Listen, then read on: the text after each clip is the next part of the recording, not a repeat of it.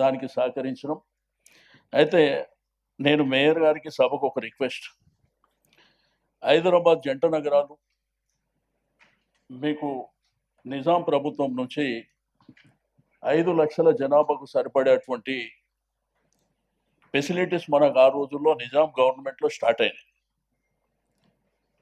అయితే కాలక్రమేణా మన హైదరాబాద్ అనేది గ్రేటర్ హైదరాబాద్గా విస్తరించి ఈరోజు మన హైదరాబాద్లో నివసిస్తున్నటువంటి నివాసులే కాకుండా ఇతర రాష్ట్రాలు, ఇతర దేశాలు, అన్ని వర్గాల ప్రజలు హైదరాబాద్ సిటీకి రావడం మూలాన మనకున్నటువంటి ఫెసిలిటీస్ ఏవైతే వర్షాలు కానీ, వరదలు వచ్చినప్పుడు కానీ, రెండోది ఈ సివరేజ్ సిస్టమ్ అనేది కూడా సరే వచ్చినటువంటి ప్రభుత్వాలు కొంత చేసుకుంటూ పోయినప్పటికీ ఇంకా మనకు ఏదైనా వర్షాలు వరదలు వచ్చినప్పుడు మనం ఇబ్బందులు పడుతున్నటువంటిది